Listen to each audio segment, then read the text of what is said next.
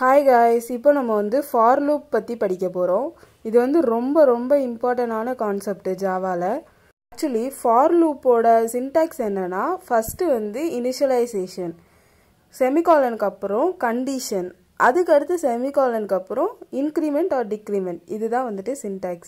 இதுக்குள்ள மொத்த statement execute ஆகி முடிச்சிரோங்க. இப்போ நான் என்ன பண்ணிக்கிட்டேன் அப்படினா I 0 ல இருந்து ஸ்டார்ட் ஆகணும் அப்படினு இனிஷியலைஸ் பண்ணிக்கிட்டேன்.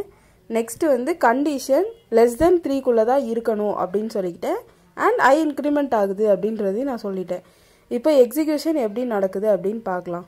சேம் 0 to 2 தான் நமக்கு வந்து அவுட்புட் கிடைக்கும். இது நார்மல் ஃப்ளோ எப்படி நடக்கும் அப்படினா ஃபர்ஸ்ட் இனிஷியலைஸ் ஆயிருக்கா, இதுதான் வந்துட்டு ஃபர்ஸ்ட் லூப் ஸ்டார்ட் ஆகுறது. நெக்ஸ்ட் கண்டிஷன் செக் பண்ணும். 0 less than 3 ஆமா. அப்போ வந்து என்ன நடக்கும்னா I வேல்யூ பிரிண்ட் ஆகுது.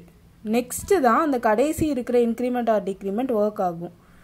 அடுத்து அதே மாதிரி ஒவ்வொரு லூப்பா எக்ஸிக்யூட் ஆகிட்டே வருங்க. எது வரை எக்ஸிக்யூட் ஆகும்னா அந்த கண்டிஷன் வந்து சாட்டிஸ்ஃபை ஆகுற வரை எக்ஸிக்யூஷன் நடந்துட்டே இருக்கும். நீங்க இந்த 3 இதில் ஃபர்ஸ்ட் இனிஷியலைசேஷன் பார்ட்டை விட்டுட்டு கூட பண்ணலாம் ஃபார் லூப்குள்ளேயே. ஐ மீன் விட்டுருனா மொத்தமாக விட முடியாது, மேலே டிக்ளரேஷன் பண்ணியிருக்கணும்.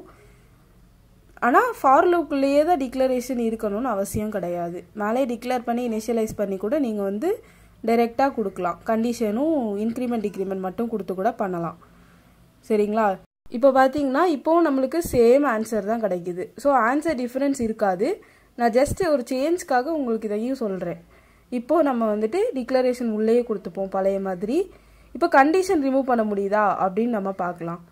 இப்போ நான் வந்து கண்டிஷன் ரிமூவ் பண்ணிட்டேன்னா இன்ஃபைனைட் லூப் ஆயிரும். லூப் டெர்மினேட்டே ஆகாது, போய்கிட்டே இருக்கும். ஏன்னா நம்ம அதுக்கு ஒரு எண்ட் வந்து நம்ம கொடுக்கவே இல்லை இல்லையா, அதனால வந்து கண்டினியூஸ் எக்ஸிகியூஷன் நடந்துகிட்டே இருக்கும். இந்த ஆகுது பாருங்க, இது மாதிரி தான் எக்ஸிகியூஷன் போயிட்டே இருக்கும், ஒரு ஸ்டாப்பே இருக்காது. ஓகே, இப்போ நானே வந்து டெர்மினேட் பண்ணிட்டேன். நெக்ஸ்ட் இந்த கண்டிஷனையும் உள்ள அப்படியே வச்சுப்போம். இன்க்ரிமெண்ட் டிக்ரிமெண்ட்டை ரிமூவ் பண்ண முடியுதா அப்படின்னு பார்க்கலாம். நான் வந்து கண்டிஷன் உள்ளே போட்டுக்கிறேன், I less than 3 அப்படின்னு போட்டுக்கிறேன். இப்போ நான் வந்து லாஸ்ட் இருக்கிற இன்க்ரிமெண்ட் டிக்ரிமெண்ட்டையும் நான் ரிமூவ் பண்ணிட்டேன். இப்போவும் வந்து ஒர்க் ஆகுது. அப்போ இப்போ என்ன ரன் ஆகுது அப்படின்னு பார்த்தீங்கன்னா 0 மட்டும்தான் வருது.